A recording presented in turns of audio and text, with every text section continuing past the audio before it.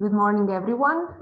On behalf of the organizational team of the Faculty of Dramatic Arts, we welcome our colleagues from Serbia, region, and international cultural and academic scene to the conference Creativity and Innovation that we are marking 60 years of the Department of Production and Management in Theater, Radio, and Culture with.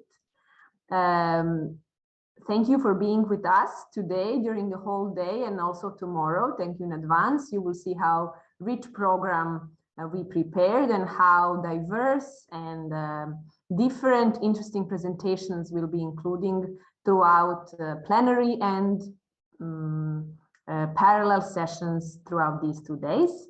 It is our pleasure to, first of all, welcome the Dean of the Faculty of Dramatic Arts, Professor Miloš Pavlović, and invite him to open this conference. Professor Pavlović, the floor is yours. Thank you, Tanya.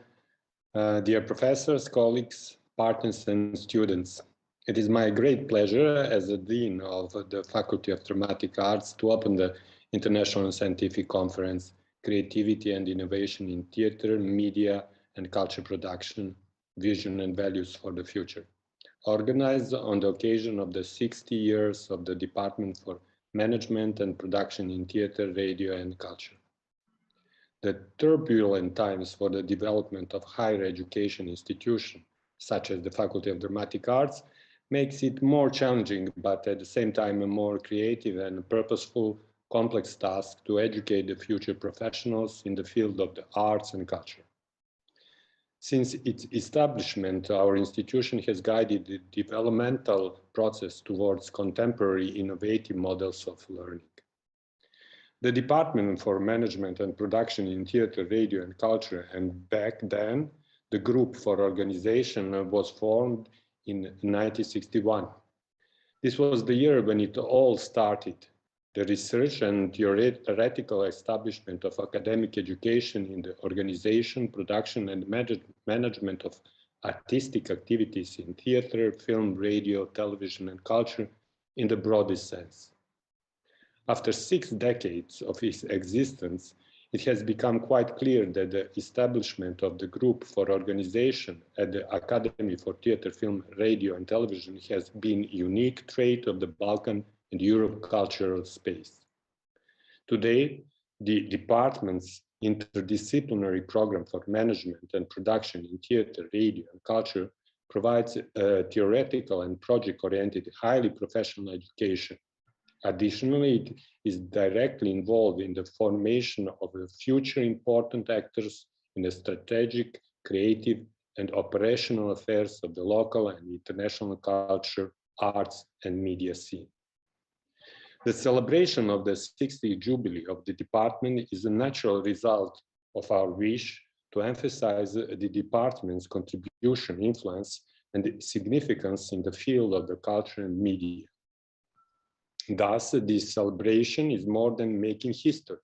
It points out the crucial contributions of the theoreticians and professionals in theater, media, and culture. Moreover, it is dedicated to all our past, present, and future students of the Faculty of Dramatic Arts, professors, the community of experts, and the broader audience that wants to get acquainted with the specificities of the department's program. In the years that come, I am convinced that the department will continue its successful journey in the education of future significant actors in the field of management and production. Finally, I am overconfident that it will further influence the creation of the creative potentials and visions of both the local and the international culture communities. Thank you all. Thank you very much, Professor Pavlović. Now it is our pleasure and honor that also the President of the University of Arts in Belgrade, Professor Mirjana Nikolić, is here. Professor Nikolić is full professor at our department in the field of media studies and radio studies. Professor Nikolić, thank you for being with us today, and thank you for initiating this conference and marking the 60 years of our department, and also in the role of the President of the Programming Board of this conference. The floor is yours. Thank you, Tanja. Poštovane dame i gospodo, uvažene kolege i studenti, velika mi je čast i zadovoljstvo da vas u ime Univerziteta umetnosti u Beogradu pozdravim, poželim dobrodošlicu na međunarodnu konferenciju Kreativnost i inovacije u pozorišnoj, medijskoj i kulturnoj produkciji, vizije i vrednosti za budućnost. Ladies and gentlemen, dear colleagues, dear students, on behalf of the University of Arts in Belgrade, it is my great pleasure to welcome you at the international conference entitled Creativity and Innovation in Theatre, Media and Culture Production, Visions and Values for the Future, organized by Faculty of Dramatic Arts in Belgrade. The conference is organized on the occasion of 60 years of the Department for Management and Production in Theatre, Radio and Culture of the Faculty of Dramatic Arts, which is historical successor of the Department for Organization founded in 1961. The idea and initiative to establish education of professionals based on theory and practice who would work with students of acting and directing in creating and realizing artistic projects were completely new and original with the context of the European education space. In addition, we are very proud that the fact that the Department of Organization was founded at the Academy of Theatre, Film, Radio and Television in Belgrade, 8 years before the establishment of Faculty of Organizational Sciences. The Department of Organization have been changed through the years and adopted to the changes of modern terms. So today we have department with modern study programs on undergraduate, master and doctoral level. In its 60 years history, more than 700 students finished their studies at the department. Thanks to the knowledge vested during the studies, our alumni have become reputed producers, managers, analysts of culture, and creators of positive changes in culture, arts, and media. The conference Creativity and Innovations in Theatre, Media, and Culture Production, Visions and Values for Future called into question to current state of affairs and the main changes that culture, media, and theatre are affecting today. Having in mind the global crisis caused by the pandemic of the coronavirus, it has become clear that it will have long-standing implication in all areas of life, including the field of artistic creativity, culture and media production and management. In relation to that, there is a need, if I may say, necessity for transforming the existing and establishing new model of practice in the field of arts, culture, and media. Therefore, the important issue is how to develop persistently new forms of working and producing which rely on creativity and innovation. At the end, I would like to express my gratitude to the colleagues from the Faculty of Dramatic Arts, especially to Professor Maja Ristić, Jovana Karaulić, Ksenija Marković-Božović, and young researchers Tatjana Nikolić, Milica Ilčić, Ružica Radulović, Milan Đorđević, and Jelena Knežević for organizing this conference. In addition, even we are mindful of the fact that virtual environments have become our new normal, I truly hope that the next conference will be organized here at the Faculty of Dramatic Arts, but live, with many guests from partners university, faculty, and organization. I wish you successful work, interesting debates, and good health for all. Thank you.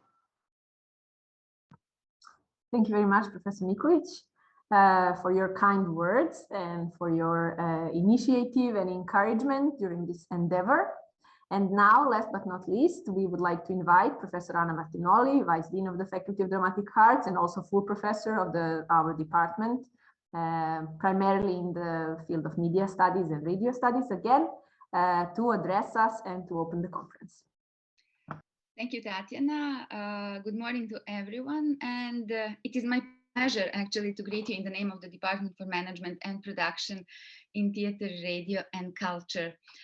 This year, as you all know, on the 60th anniversary of the founding of the department, we are making extraordinary efforts to introduce all that we do and create to a wider audience, fellow professionals, as well as our current and future students. Education in media, culture, and arts have never been more challenging and complex. Talents, affinities, and love for artistic and media production need to be owned with a new set of knowledge and skills. We need to find new ways of communicating with the public and audiences while maintaining artistic and creative integrity and achieving authenticity and originality, thus distinguishing our work in a market at the peak of its wealth of content and diversity.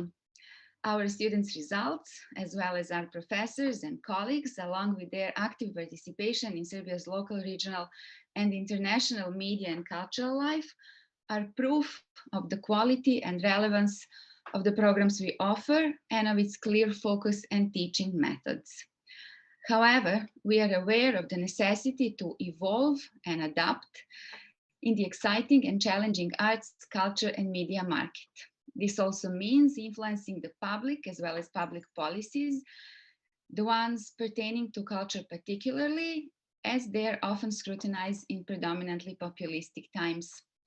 With that in mind, the Faculty of Dramatic Arts is making considerable efforts not only to educate, but also create an open debate with interested members of the public about the contemporary conditions for creation and endurance on the arts and culture and media scene. In the following 2 days, more than 20 panels with over 100 participants, we hope to exchange ideas, impressions, and results of our research in contemporary media, theater, and culture practices, new forms of production, as well as the connection between media, culture, and society and politics. We expect a great number of brave and progressive opinions and observations. We expect passionate and open dialogue, and we expect very exact conclusions. More than anything, we hope that all of you, participants, esteemed guests, our students, will find this conference an invigorating experience and an unconventional lecture in contemporary media, theater, and culture. Thank you all. Thank you very much, Professor Martinoli. And now I would like to announce Associate Professor at the Faculty of Dramatic Arts, Professor Maja Ristić, who was the chair of the organizing board, who will announce our first keynote speaker. Thank you, Tanya, very much. Dear colleagues, it's my great pleasure to introduce Darko Lukić, PhD, the first keynote lecture of the conference Creativity and Innovation in Theatre, Media and Culture Production, Vision and Values for the Future.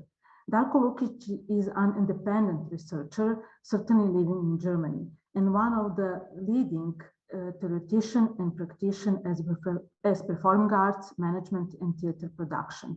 Darko Lukić was a full professor at the Academy of Dramatic Arts, the University of Zagreb. The Faculty of Arts professor and students, including many researchers worldwide, reference his studies, theater, its involvement, theater culture, transition, the war, drama. Today, Darko Lukić shall speak about theater in new normal, in new times and the world, a factor of the pandemic that might substantially change the theater, its essence and the form of performance. The pandemic has threatened our health, education, arts, and interpersonal challenges.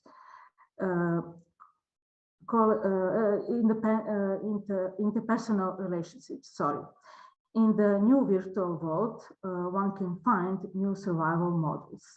Our respected colleagues, Lukić, shall speak about the challenges theater is facing today. Darko, the floor is yours.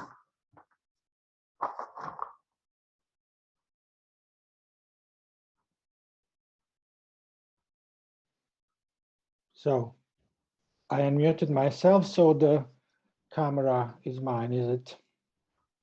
So ladies and gentlemen, thank you very much for inviting me today and giving me the opportunity and honor to be the keynote speaker at this conference. I would like to share the PowerPoint presentation with you now. So I hope you see that. As a keynote speaker, I feel here free to raise several questions, which I find important for our reflecting and analyzing the topics mentioned in this conference. I will not even try to pretend that I have the answers to these questions. Unfortunately, at this moment, nobody does. But I strongly believe that our common efforts to discuss, reflect, and analyze such questions at this conference and in our future work, both theoretical and practical, is the common goal and the common interest. Living in Germany during the corona crisis, a country with the longest total lockdown in Europe, and in a country with one of the most rigid and strict health protection measures in the whole world, I had the unwanted opportunity to observe the impacts and consequences of such lifestyle to the everyday human life and on the theater and performance. Also, again unwanted, I had a huge surplus of the free time to research it, online of course. I did it attending conferences on such topics, reading the articles and research results, taking part in the Zoom webinars and discussions, monitoring carefully European differences in the response to the pandemic. Here are several sets of questions raised from such activities I would like to share with you today. The huge global social experiment we are living in real time in the very beginning was a sort of nightmare. But it was also a challenge for innovations and experiments which might never happen, or at least should wait for a long time to be tested. And for me, it was a great challenge to rethink and to reflect, to redefine my knowledge and to learn some new things. Even more, that was the push to unlearn some previous biases. Leaving the comfort zone of my intellectual conformism and entering the field of new curiosity and openness for the completely unknown new experiences and habits, which with as much flexibility as the situation allowed, brought me to the new sets of questions and research topics I would like to share with you here. Our previous understanding of what theater is and what probably is not was deeply challenged during the COVID-19 pandemics. During the coronavirus outbreak, global audiences quarantine, public lockdown, global theater and festival shutdown, the phenomena often called COVID crisis or corona crisis caused the closing of the theater, postponing or cancelling the productions, and at the same time caused sudden, unexpected and unprepared, totally forced theater migration to the web. During 2020 and most of 2021, the theater lived, or better to say survived, almost exclusively in the virtual environment. Theaters and festivals answered the lockdown actively, almost immediately, broadcasting all their performances at their websites or from different video archives, and offering the new experience of global and free online theater performances. Some could even experience it as the big global free theater online festival. The best theater productions were worldwide accessible at any time and completely free. Later researchers showed that 2/3 of the online audience in the United Kingdom discovered some new form of the performing arts through their online watching during the lockdown. Gradually, the communication started to use different platforms, live streamings, and more direct communication with the audiences on social media. At the same time, or at least after the recent modest return to new normal, meaning slowly and gradually reopening of the theater performances and festivals for the live audiences, a new set of questions, artistic, theoretical, technical, aesthetic, philosophical, social, economical, political, managerial, etc., arose. No need to stress that all of them have direct impact on the theater production and the theater education. What kind of performance is a live stream or video broadcasting? Is it theater at all? How much digital performance challenged the concept of engaging the audience? What is the immersion in such kind of performance? How can it challenge the dominant performative strategies and cultural narratives? Is the theater online even theater, or just a digital image of the theater?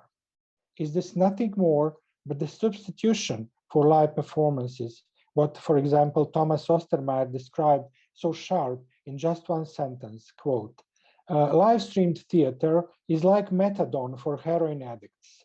You don't get the same kick as with the real thing, end quote. Or is it maybe completely new form of the theater performance?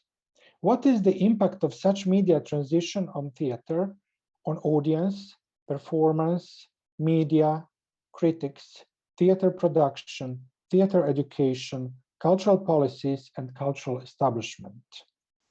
The search for the answers most certainly requires the interdisciplinary approach and open discussions between many different scientific fields and many different performative practices. The focus of this Keynote paper is now and here on just one question. What is the short and long-term impact of the corona crisis on the theater in all the mentioned aspects? These are the answers we need to adapt contemporary theater production in the long-term changed environment. Any discussion about the new normal inevitably raises the question about so-called normality itself. What is the old normal compared to this new one? And who, how, and by which criteria defined normality in the theater?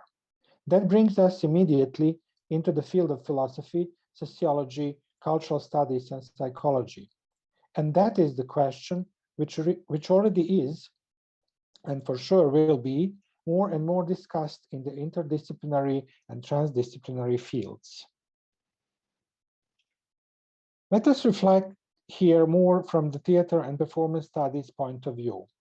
In such a framework, the very foundation of our research is the performance itself, and our understanding of what the performance is has been deeply influenced in terms of basic performing elements which were challenged, such as the place, space, time, audience participation, immersion, audience response, performance audiences communication, the nature of performance as the social event. And of course, that possess tasks and challenges in our future theater production and theater education process. Most probably, the first obvious change during the digital COVID period was the redefinition of the performing space. Suddenly, practically overnight, the same space was not necessary anymore. The spatial transcendences were not the author's experiment, but everyday standard. Besides such breakdown of the performer's audience's common space sharing, completely new performing spaces were also imported to the theater. Location-based experiences, albeit previously reserved only for entertainment in specific locations outside the spectator's home, challenged the previous concept of the site-specific performance in theater. Location-based experience aroused as the usable possibility to experience the performance outside our living rooms when the theater venues were locked and silenced. Not to mention that our living rooms or bedrooms, or to be precise, our computers, tablets, and smartphones suddenly became performing spaces during the lockdown. The next direct and obvious impact was the redefinition of the performing time.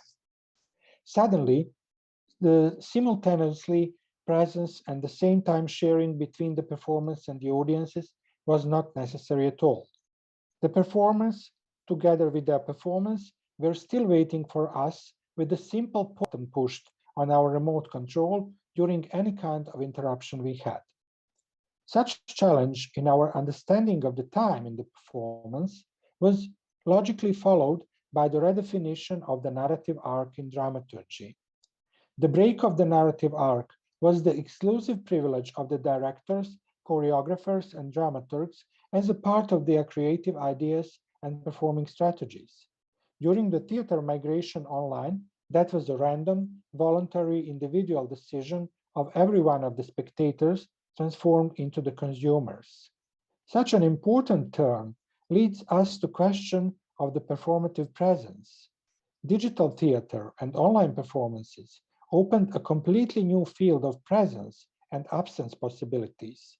In the understanding such a new concept of presence and absence, our previous knowledge about the performance presence from, for example, Diderot, Stanislavski, Chekhov, or Schechner simply cannot meet new contemporary expectations of the post-COVID theoretical reflection.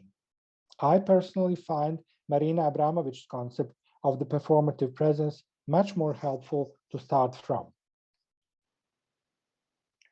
From simple live streaming of the performances or simply broadcasting theater archives at the very beginning of the pandemics, performance artists moved very quickly during 2020 and 2021 toward the new productions completely created in digital, virtual, or hybrid reality.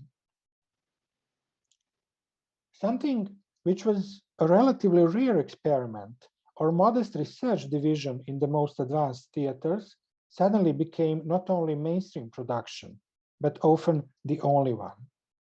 The transcendences of the performance from live to digital and from exclusively three-dimensional art into the two-dimensional space brought suddenly and most uncontrolled intrusion of the very different digital experiences in the theater.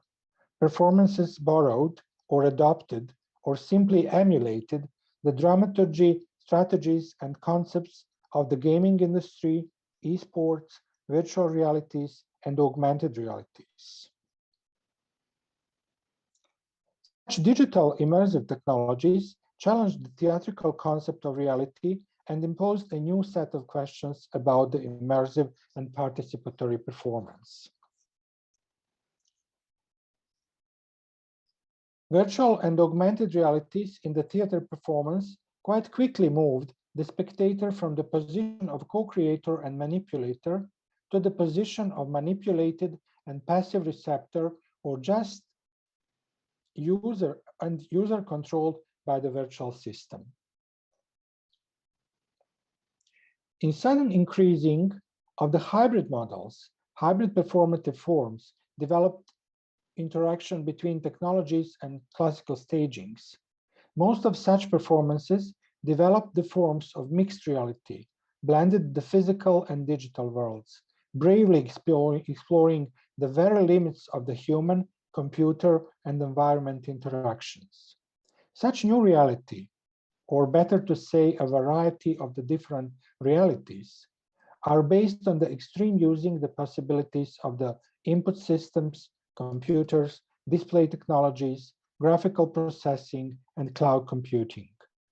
Finally, as the last challenge in the extended reality field, performances entered the space of multi-immersion 4D, collaborative and interactive environment, without the need for head-mounted display. And all that happened in less than 2 years around the world. I asked myself several questions. What do we know about all of that? How can we understand, analyze, and reflect new forms of such performances? How can we apply new realities in our theories? How can we adapt our theater production and theater education according to such new theories? There is so much data, but even theories we used to take as granted are not applicable at all to analyze and evaluate such kinds of performances. Just several theoretical books and just a few more scientific articles were published on this topic so far. What we do need is a sharp shift, resetting the theoretical framework and the paradigms. And it is not up to our decision. It's the necessary we are pushed toward. And facing and challenging of digitalization and virtualization of the performance, we should keep in mind the famous Amaras law, quote, "We tend to overestimate the effect of technology in the short run and underestimate the effect in the long run," end quote. It's coined 1960s, but it's still very actual. During the first months of the lockdown, the audience had only the opportunity to watch the performances online. Everybody searched or surfed according to her or his own theatrical interests. But suddenly, just like in any other type of digital consuming, the algorithm started to recognize our theater interests. Familiar with our searching history, algorithms started to suggest us the performances according to analysis of the genres, institutions, authors' names, or titles we already searched or watched. On such kind of theater marketing and theater programming, we mostly were not prepared, at least not in such short time and on such large scale. Even it might have been somewhat uncomfortable and unusual at the beginning, perhaps we should pay more attention to the algorithms and their possibilities in our further communication with the audiences and curatorial analysis. With all this social and physical distance,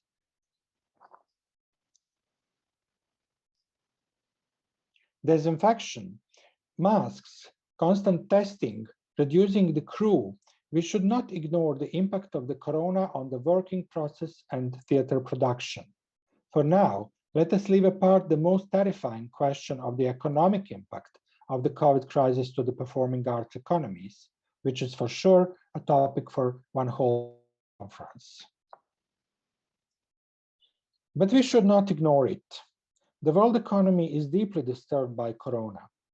From the beginning of the pandemic, governments and cultural politics around the world reacted very different in helping the theaters to cope with the crisis.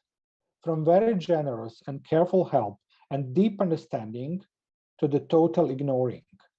Economic impacts are predicted to have long-term effects on such on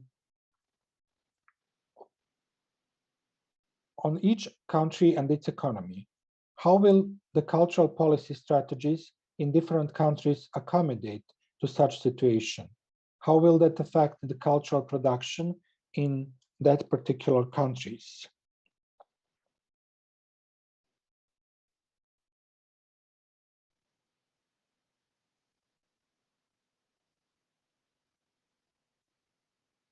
Sorry, something happened with my, okay. How will such inequality of production conditions reflect on international theater productions, theater co-productions, and theater festivals? How will very different immigration policies and COVID rules and travel restrictions affect international projects such as the residencies, touring, festivals, co-productions? Will certain countries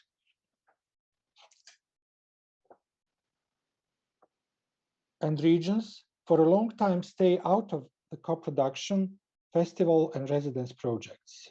Will it bring the production even more inequality than we already have?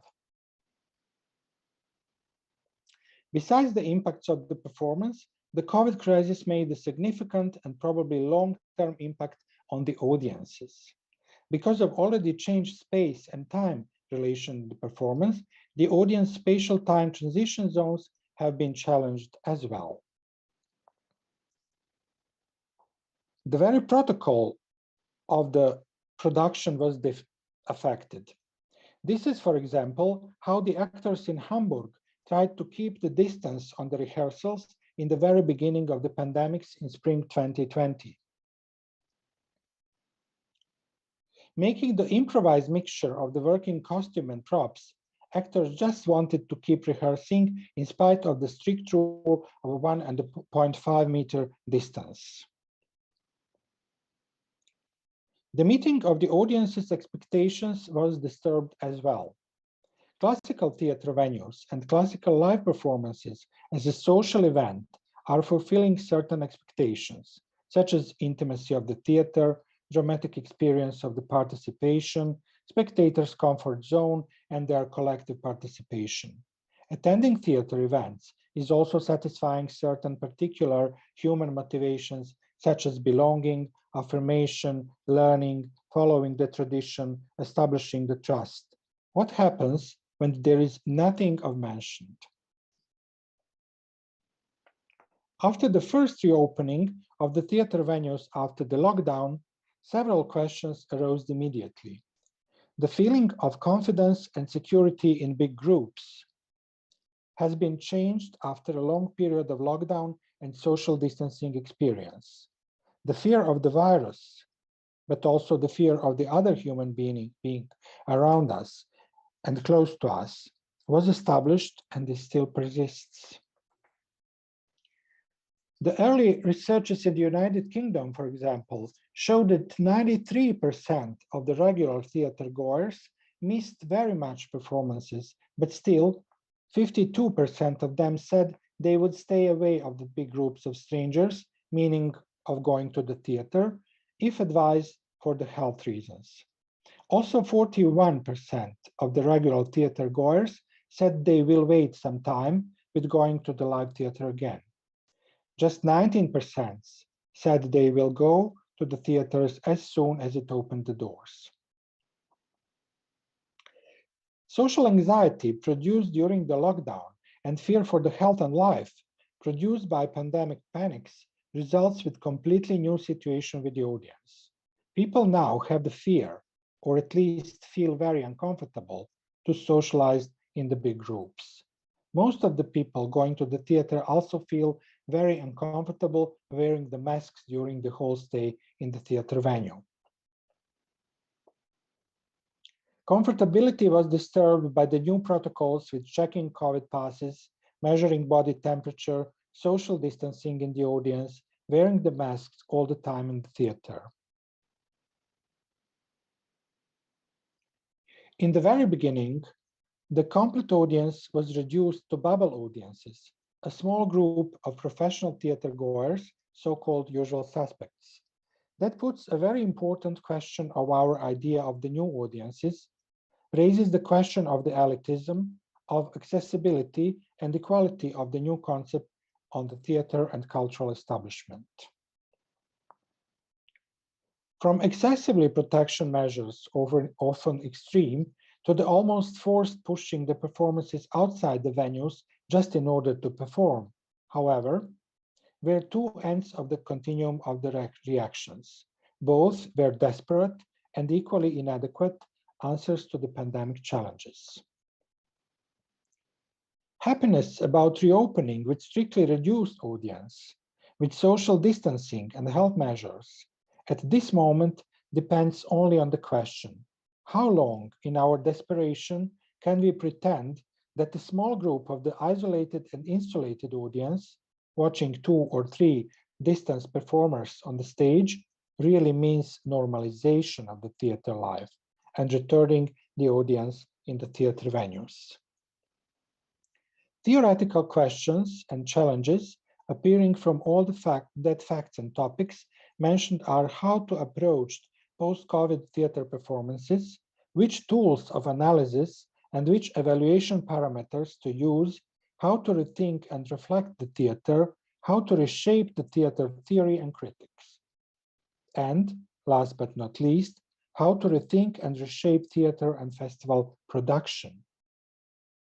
As the direct impact of Corona crisis, the adolescents now spend around 7.7 hours daily in front of their screens. It's practically full working day. Whether we might like it or not, it is simply the fact we cannot ignore. The completely new context of the experience in such reflection includes the smartphone culture, Zoom culture, platforms such as TikTok, Thriller, Clash Video, Byte, Instagram Reels, as well as the new communities residing on such platforms, and the possibilities to engage them as the new audiences with the necessary and inevitably adaptation of our previous communication strategies. All this can be confusing, overwhelming, even frightening, but we, theater researchers, already know much about the huge and almost indefinite diversity of the performances and artists, of the venues, media, and of the production strategies. Such crisis is also the right moment to test everything we know about the crisis management in the production. So all this challenge is just another one, however great and deep change, we must accept and embrace. During the Corona crisis, the artists had to reinvent the new performance strategies. We, theoreticians, should follow them, reinventing our new theoretical approaches and evaluation tools, as well as the new production and educational models. There are many new generations waiting for the chance to join the production of the theater performances, and it is our task and obligation to reflect and rethink the new models and concepts of that production. Thank you very much for your attention.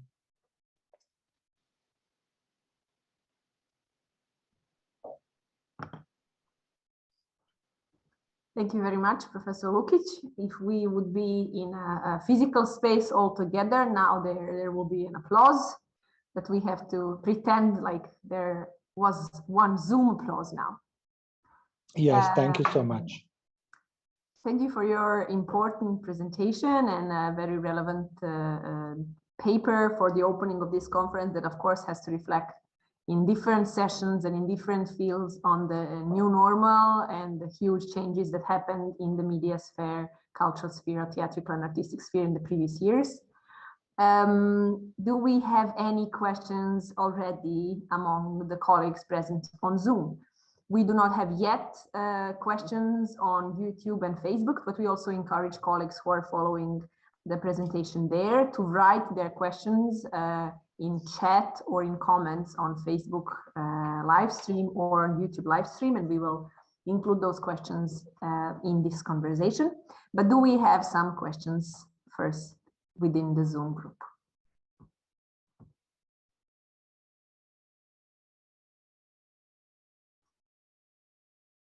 If there are questions, we would need colleagues to unmute themselves first. Yeah, Jovana, I think it's raising the hand. Yes. Yeah, thank you, Tatiana, but also, and firstly, thank you to Professor Darko for this very inspirational presentation or insights about the last period or the period that we are living still in a theater framework. So I just would like to commend the perspectives that you share with us about the possibilities and about the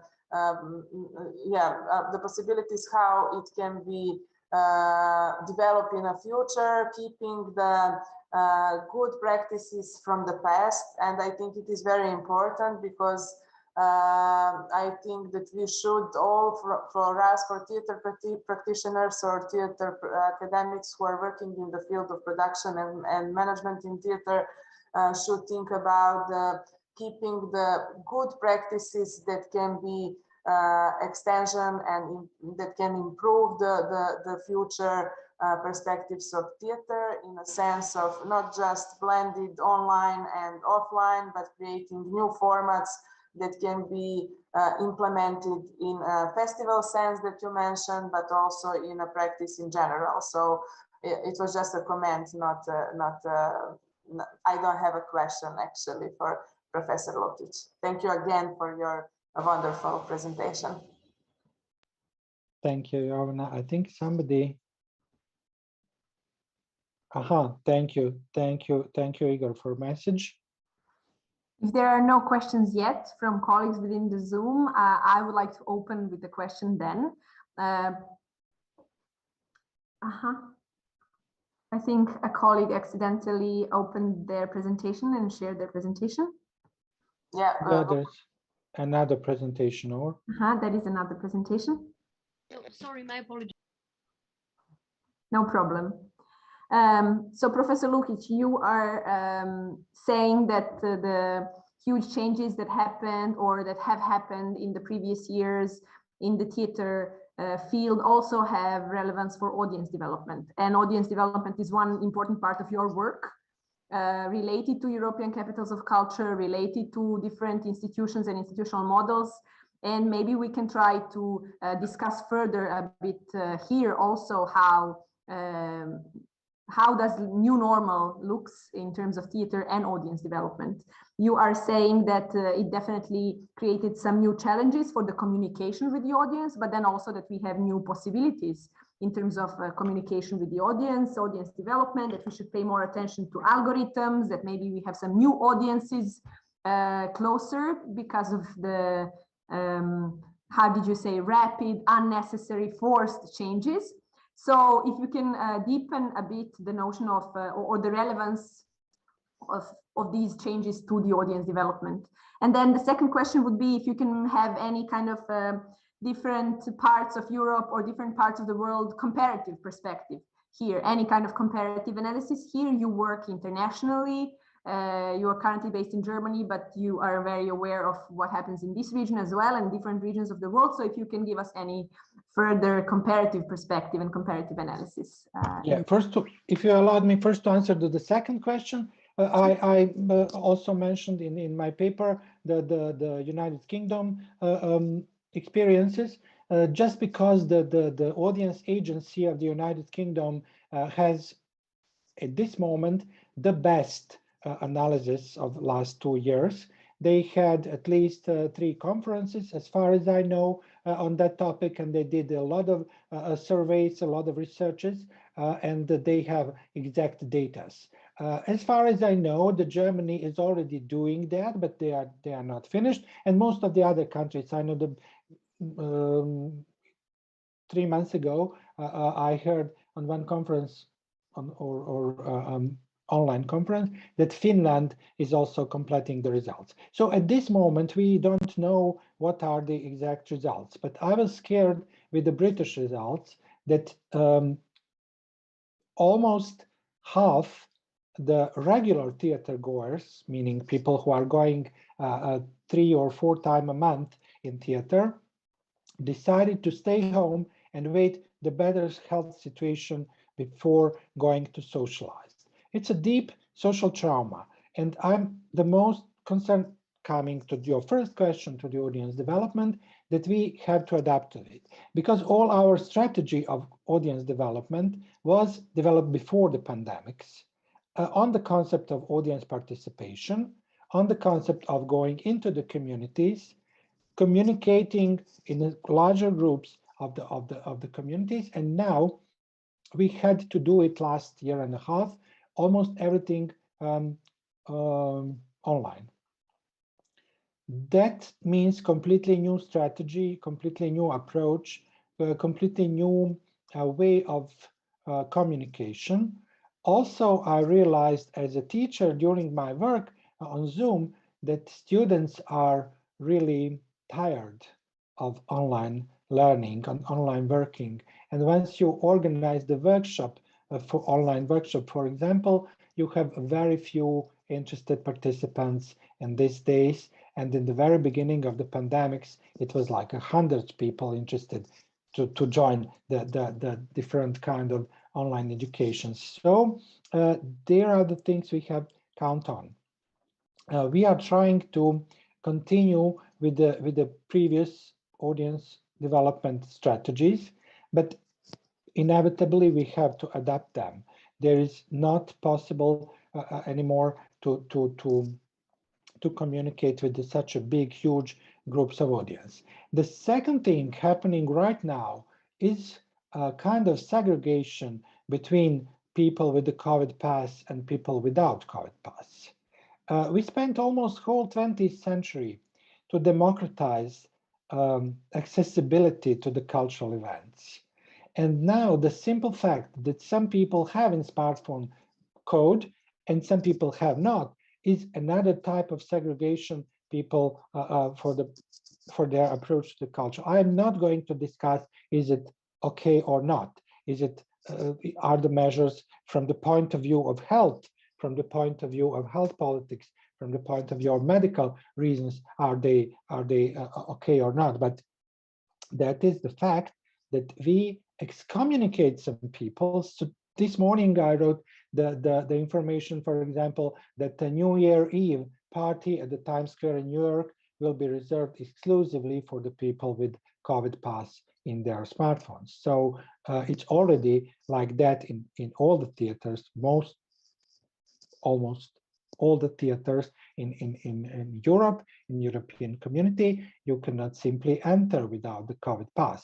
So how can we speak about audience development and gathering the new audiences in the situation when we reduce the audience we already have? This is also the social question. In the countries, in developed countries, where there is a lot of vaccines in disposition, there is really a private decision: am I going to be vaccinated or not? But we have like 2/3 of the planet which has not possibility to be vaccinated because of lack of vaccines. So are we going to excommunicate that regions, that continents, that part of worlds from the international festivals, from the production residencies, from the cultural exchanges for a long period? That's something that scared me, really. I'm really frightened with that kind of questions. So that is the part of research I'm trying to do now, like how to escape the new elitism and the new discrimination into the audience approach.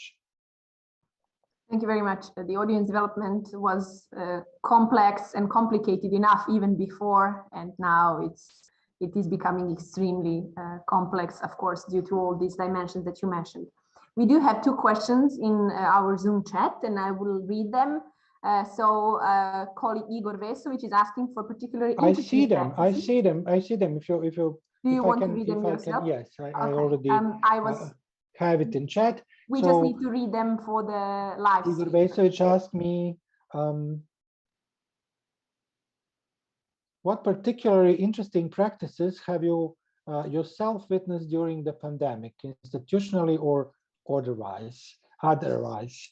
Yeah, that's a very good question. Thank you. I experienced several, let's say, immersive theater performances online for inviting audience to participate. It was quite a messy because it was not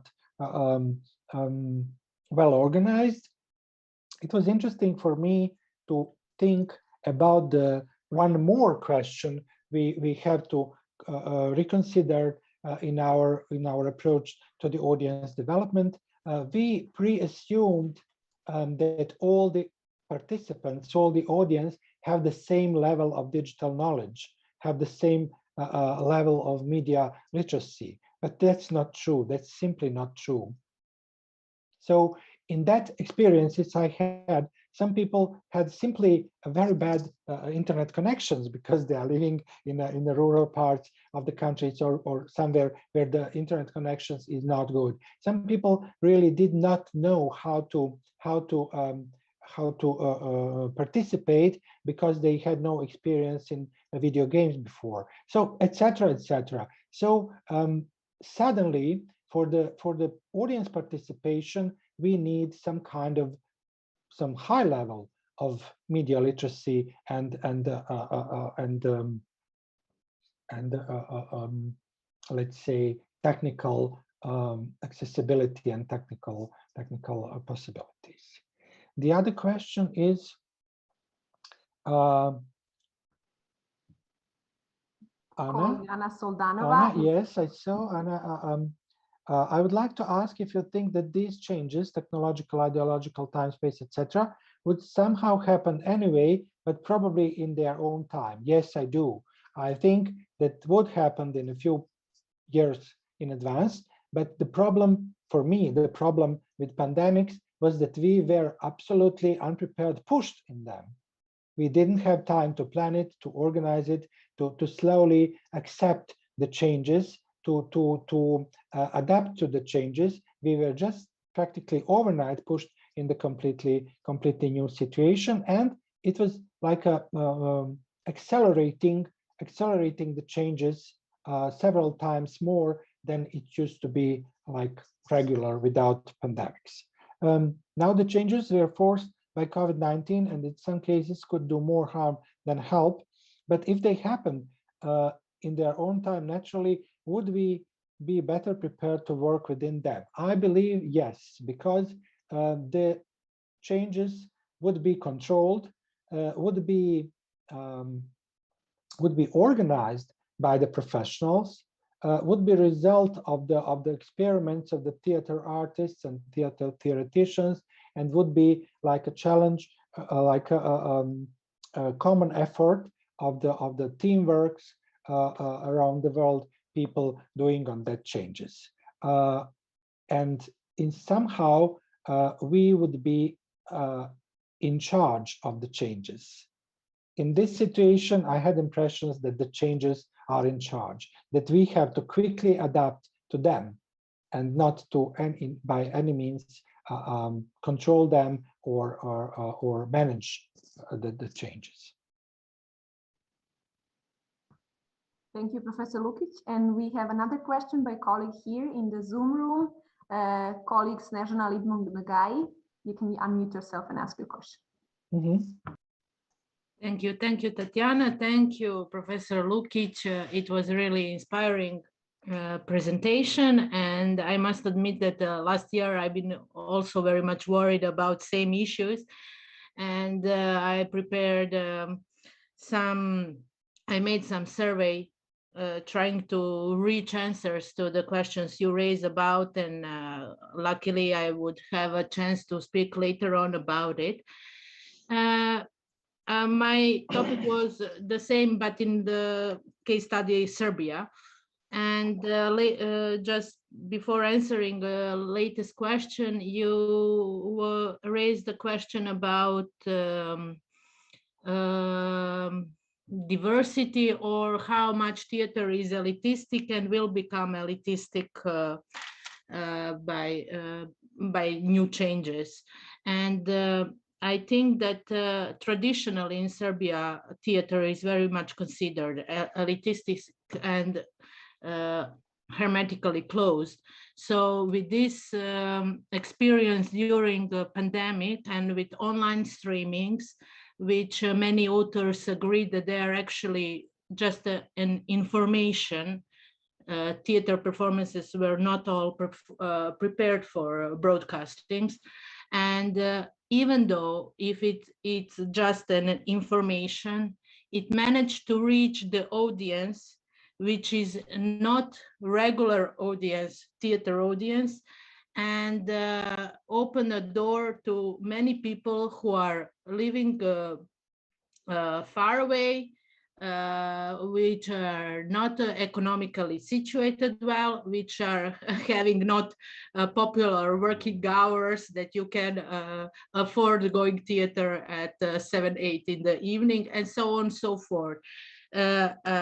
I'm sad, I must admit, that after lockdown we had last year in Serbia, that theaters didn't continue with the same practice.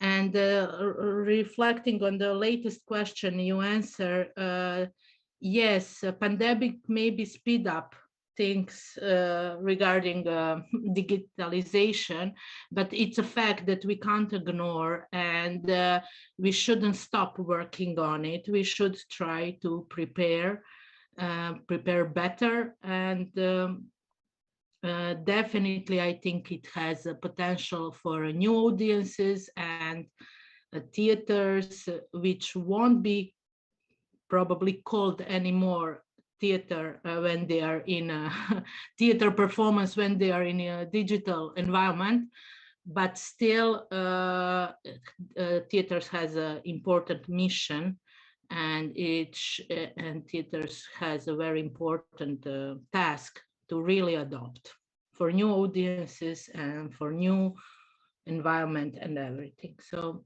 thank you. Yeah, thank you very much, and in comment of your very valuable ideas, input, which makes me to think. I just realized, listening to you, how many benefits had, for example, professional conferences going online, considering the fact that most of the students are not able to pay the high fees and travel costs and accommodations to go somewhere in, I don't know, United States or somewhere in India to participate in the theater conference. But during the online conferences in the pandemics, they practically could use internet and join the conferences. The number of the participants was highly increased, especially among the young populations, which are not like academics or established establishment. So it was really a benefit for the conferences, bringing the people who regularly could not attend the conferences. So I just realized, listening to you, that some kind of that experience we can use, preparing ourselves for new, let's say, democratization or opening, not to be pretentious with democratizations, that with new opening to the theater performances to the audience who are living in remote areas or who are just not able to attend physically. That could be one of the possible benefits. Thank you, Professor Lukić. I see colleague Jovana Karaulić has another question, and then we have a question from colleague Igor Vesović again in the chat. So Jovana Karaulić, and then you can read the question from colleague Vesović, and I believe you can answer it pretty quick. Jovana, please unmute yourself so that we can hear you.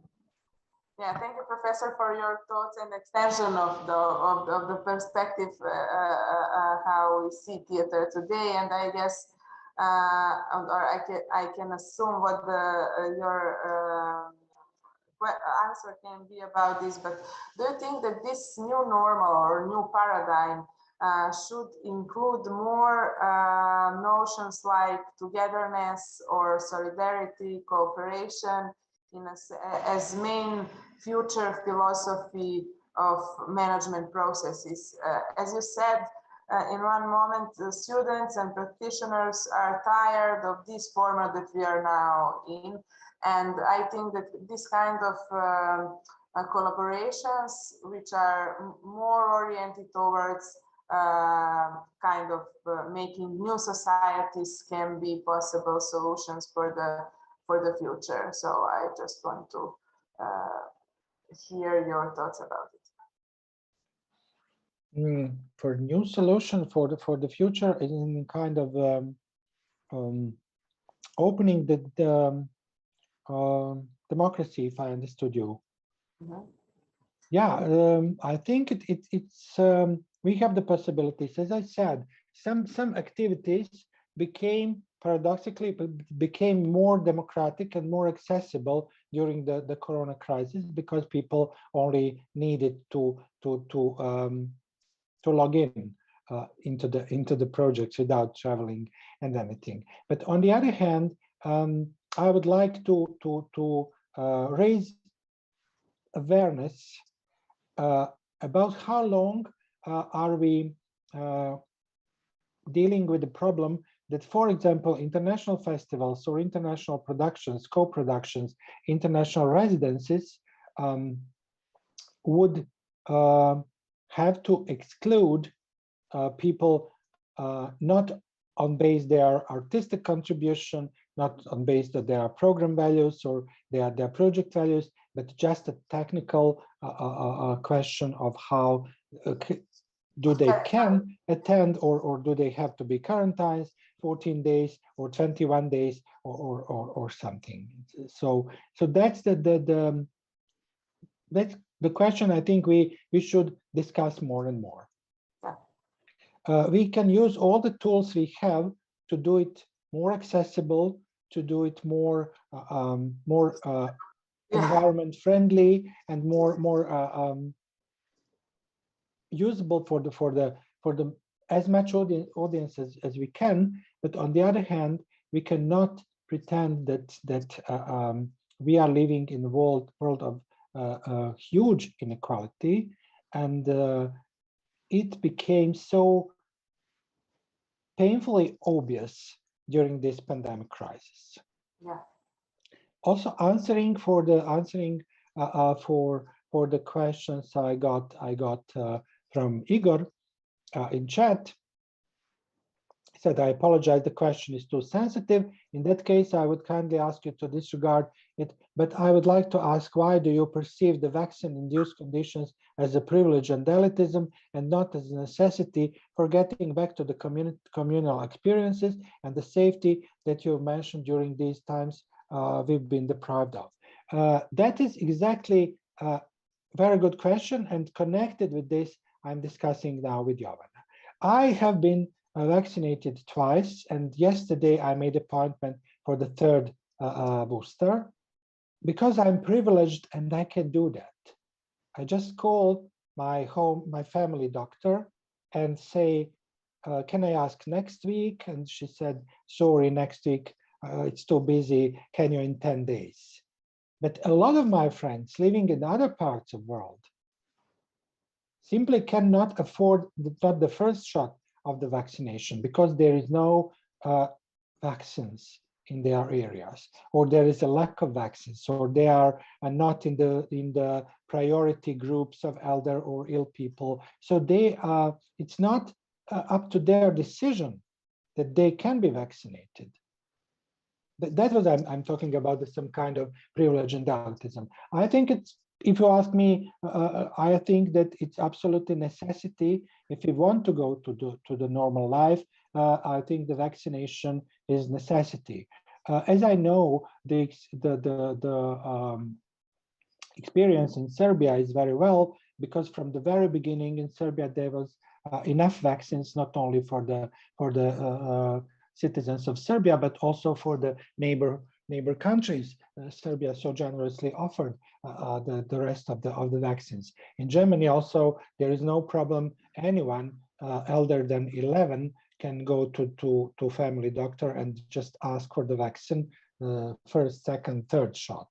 And it's really, I think it should be everywhere in the world. But unfortunately, we know that there are regions and areas and countries where there is no enough vaccines, and where the vaccination is the high privilege of the elites, and maybe after that necessity for the elder people, for the immunocompromised people in the hospitals and so on.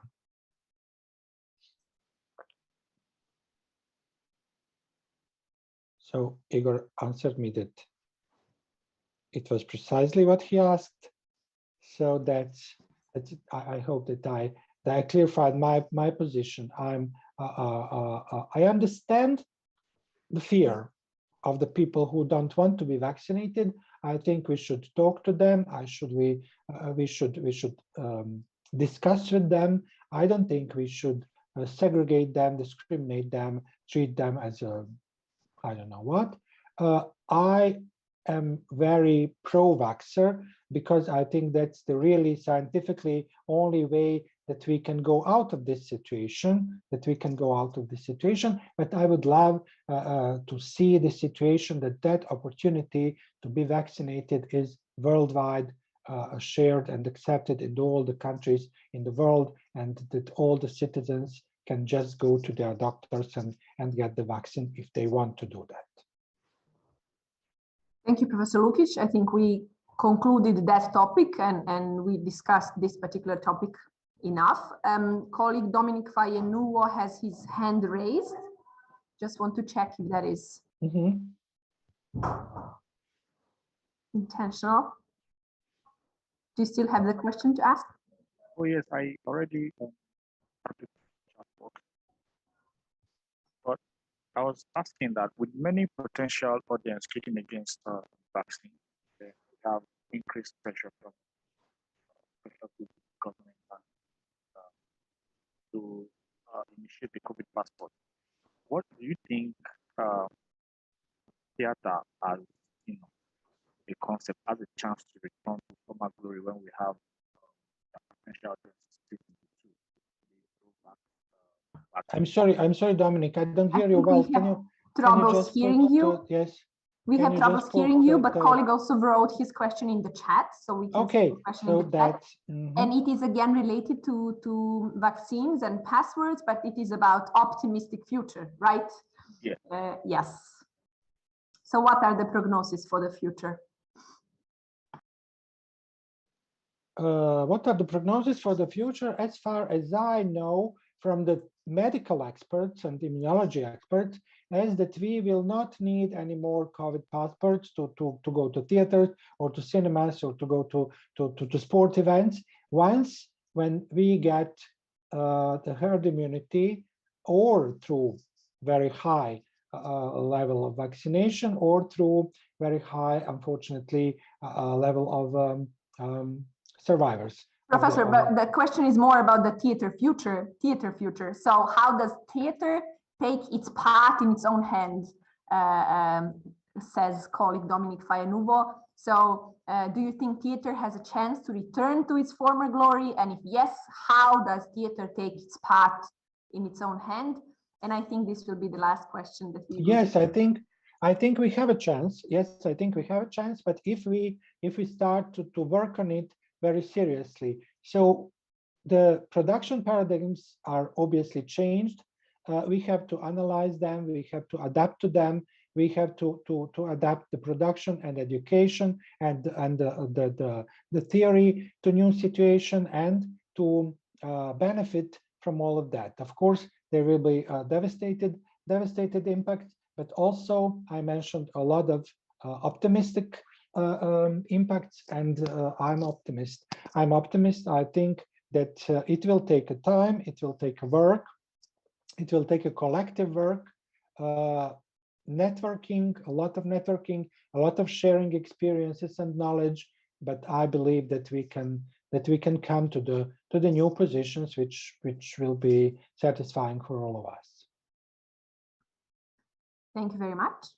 In case we don't have any more questions here in the Zoom, and since we do not have questions on YouTube and Facebook, at least at the moment, I would like to express our gratitude for your presentation and for this discussion, and to invite all colleagues to, after a short 15 minutes break, to continue with us on 3 parallel sessions that will start at 11:30 Serbian time at least. Professor Lukić, thank you for your time and for using this space for maybe some of the most important topics that we have to face in the future. Thank you for invitation. It was really a privilege to be keynote speaker here, and I'm still very sorry that I'm not physically there in Belgrade, but as we are.